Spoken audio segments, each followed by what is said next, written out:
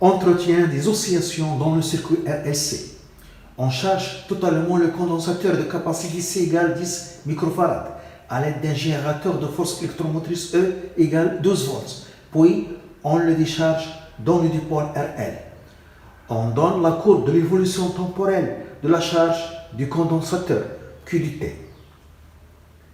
1. Calculer la variation de l'énergie totale du circuit entre les instants T1 égale à 0 et T2 égale 18 millisecondes. Interpréter le résultat obtenu. 2. Pour entretenir les oscillations, on monte en série avec le dipôle RLC un générateur G qui compense l'énergie perdue par effet Joule dans le circuit. A. Trouver l'expression de la tension fournie par ce générateur. B. Établir l'équation différentielle vérifiée par la charge Q du T. C. Montrer que l'énergie totale est constante. 1. Variation de l'énergie totale.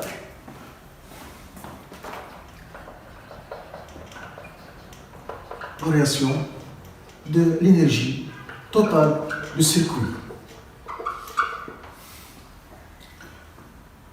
entre l'instant T1 et l'instant T2. Donc, la variation, donc delta, E total, la variation de l'énergie totale est égale, donc l'énergie totale finale à l'instant T2 moins l'énergie totale initiale à l'instant T1. L'énergie totale, c'est l'énergie électrique plus l'énergie magnétique dans la bobine. L'énergie totale, c'est l'énergie électrique dans le condensateur plus l'énergie magnétique dans la bobine. L'énergie totale, l'expression de l'énergie totale est égale à 1 demi C UC au carré, l'énergie électrique dans le condensateur plus l'énergie magnétique dans la bobine, 1 demi L I au carré. On a UC est égal à Q sur C. Donc, l'énergie totale, je remplace ici. Donc, est égal à 1 demi, je remplace UC par Q sur C. Donc, on aura Q au carré sur C plus 1 demi L I au carré. Donc, la variation de l'énergie totale entre l'instant T1 et l'instant T2 est égale. Donc, l'énergie électrique dans le condensateur à l'instant T2 plus l'énergie magnétique à l'instant T2 dans la bobine moins l'énergie électrique à l'instant T1 plus l'énergie magnétique à l'instant T1 dans la bobine. Donc delta E total est égal à 1 demi Q à l'instant T2 au carré sur C plus 1 demi L I à l'instant T2 au carré moins 1 demi Q à l'instant T1 au carré sur C plus 1 demi L I au carré à l'instant T1. On a la relation I est égal à dQ sur dt. Donc, lorsque Q est maximal, I est égal à 0. Et on a à l'instant T1, d'après la courbe qu'on a, à l'instant T1, Q est maximal, et à l'instant T2, Q est maximal. Donc, I est égal à 0. Donc, l'énergie magnétique est égale à 0 dans la bobine. I est égal à dQ sur dt. Donc, on a I est égal à 0 quand Q est maximal.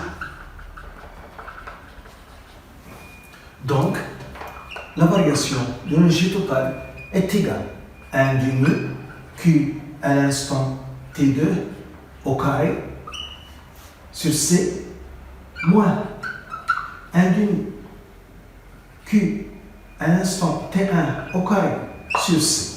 Donc, la variation de l'énergie totale entre l'instant T1 et l'instant T2.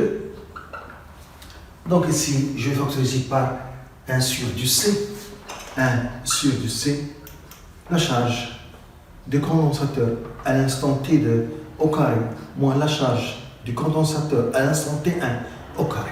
Application numérique, la variation de l'énergie totale, la variation de l'énergie totale est égal à 1 sur 2C, c'est 10 microfarads, donc fois 10 pouces moins 6 en farad.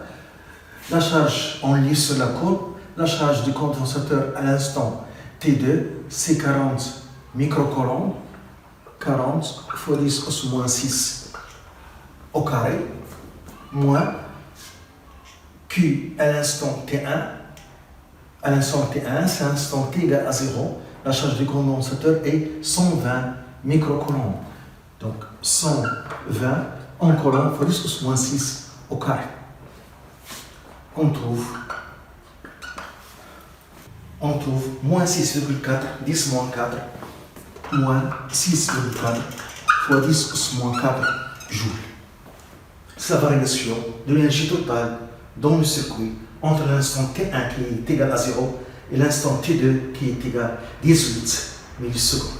La variation de l'énergie totale est négative. Ça signifie que l'énergie totale diminue au cours du temps. Delta, la variation de l'énergie totale est négative, donc l'énergie totale diminue au cours du temps. Diminue au cours du temps à cause de la résistance,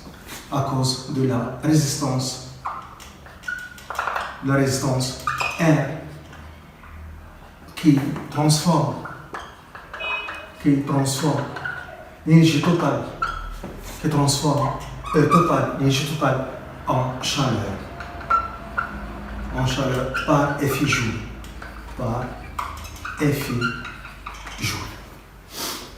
De A, l'expression, la tension UG fournie par le générateur G.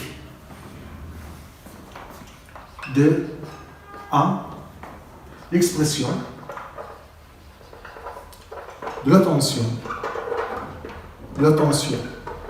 UG fournie par le générateur G.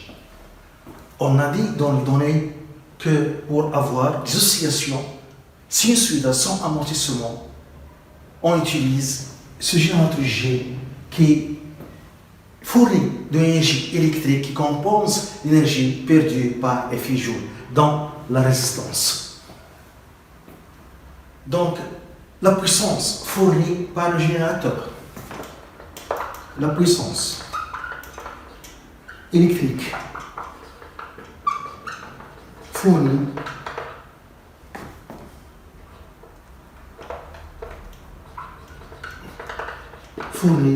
par le générateur G. Pg est égal à UG fois I. C'est l'expression de la puissance fournie par le générateur G.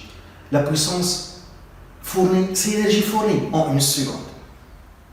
La puissance dissipée par Fi joule, la puissance thermique. La puissance thermique dissipée ou bien perdue par Fi joule. Par Fi joule. Donc, la résistance R. Sans expression, Pg est égal à R fois I au carré. C'est l'expression de la puissance thermique perdue par Fi joule dans la résistance R. La puissance perdue, c'est l'énergie perdue en une seconde. Le rôle de ce générateur G, c'est d'avoir des oscillations sinusoïdales sans amortissement.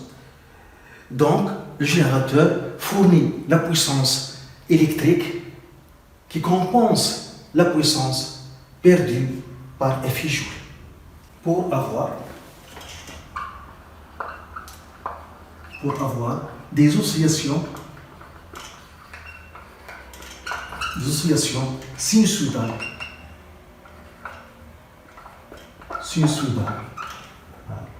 sans amortissement.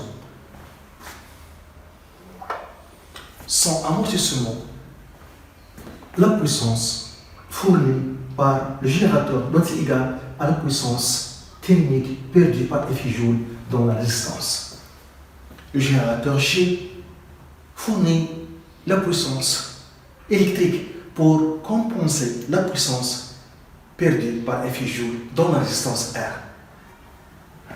PG, c'est UG fois I. PG, c'est R fois I au carré. Donc, l'expression de la tension fournie par le générateur, c'est R fois I. UG est égal à R fois I. Donc, si le générateur G fournit une tension UG est égale à R fois I, R, c'est la résistance de ce conducteur ohmique qui se trouve ici. Dans ce cas, le générateur fournit l'énergie électrique qui compense l'énergie thermique perdue par effet Joule dans la résistance R. La résistance R transforme l'énergie électrique en chaleur par effet Joule. Lorsqu'une résistance est parcourue par un courant, s'échauffe, c'est l'effet Joule. B. L'équation différentielle, vérifiée par la charge Q. L'équation différentielle.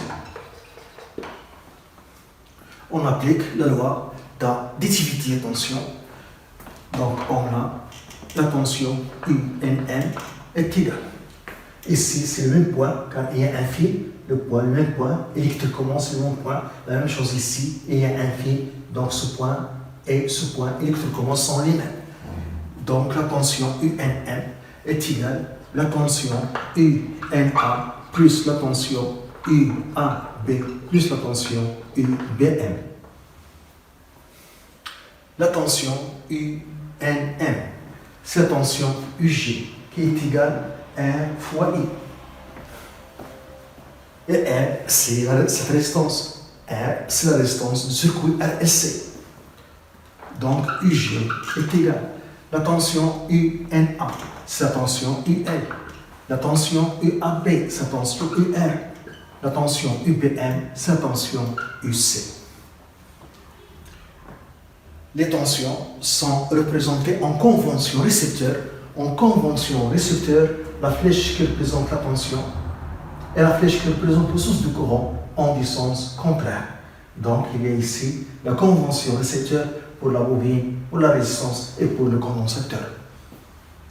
Et pour ce générateur, on a la convention générateur. Les deux flèches ont le même sens. Donc, UG, CR fois I est égal à UL, CL, DI sur DT en convention récepteur.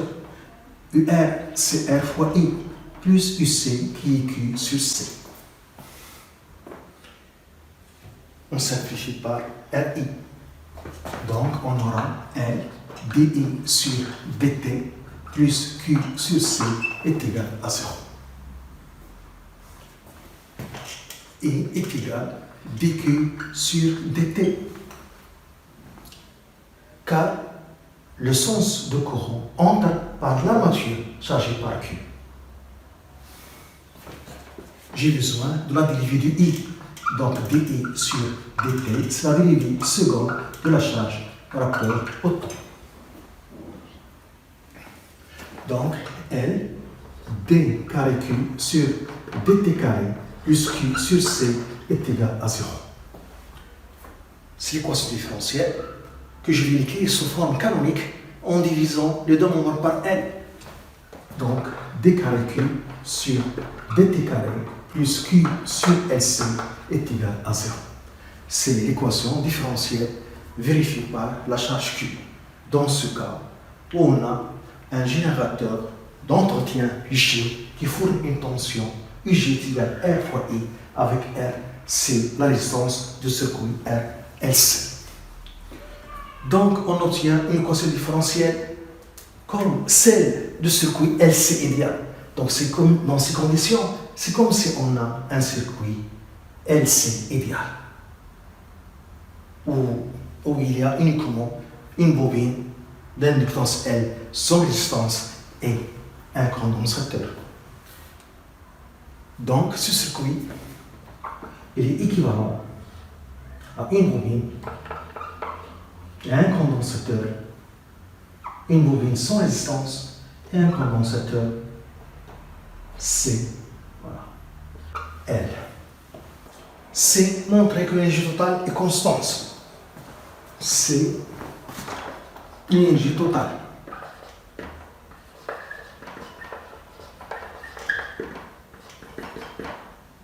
E total. Donc on a dit dans ces conditions, avec EG égale R fois I, R, la résistance du circuit RLC, c'est comme si on a un circuit RLC idéal, dans lequel il y a des oscillations sinusoïdales. On veut montrer que dans ce cas, l'énergie totale est constante. Donc l'énergie totale est égale à l'énergie électrique dans le condensateur plus l'énergie magnétique dans la bobine. L'énergie totale est égale à l'énergie électrique du condensateur 1 demi Q au carré sur C. UN, l'énergie magnétique dans la bobine, 1 demi N I au carré. Et je dérive cette équation. Donc D, E total sur dt est égal. 1 demi est une constante, C est une constante, et je dérive Q au carré qui varie au cours du temps, plus 1 demi constante, N est une constante, et je dérive I au carré qui varie au cours du temps. dq carré sur dt est égal à dq carré sur dq fois dq sur dt. Et dq carré sur dq, c'est 2q. 2q fois dq sur dt, c'est i. di au carré sur dt, la même chose, c'est di au carré sur di fois di sur dt. di au carré sur di, la dérivée de i au carré par rapport à i, c'est 2i fois di sur dt. Et je replace ici. Donc, la dérivée de l'énergie totale par rapport au temps est égale à 1 sur du C de QI plus 1, 2, L, 1, 2, 1, 2, 1 sur 2 fois L, 2I, DI sur DT. On simplifie par 2, et je factorise. Et je factorise par NI. Donc, D, E total sur DT est égal à NI facteur. Donc, j'aurai ici Q sur LC. Ici, j'aurai DI sur DT. Donc, la dérivée de l'énergie totale par rapport au temps est égale à N fois I, Q sur LC, plus d carré Q sur dt carré. Et on a pour le circuit LC idéal, ou bien pour ce circuit, où il y a un générateur J qui fournit une tension UG égale R fois I avec R, la résistance du circuit RLC, cette somme est égale à 0. Et puisque Q sur SC plus d carré Q sur dt carré est égal à 0. L'équation différentielle du circuit LC idéal dans ces conditions, ce circuit est équivalent au circuit LC idéal. On a d E total sur dt est égal à 0. Donc, E total est égal à une constante. L'énergie totale est constante dans ce cas. Dans ce cas, il y a échange d'énergie entre la bobine et le condensateur sans amortissement. Dans ce cas, il y a échange d'énergie entre le condensateur et la bobine.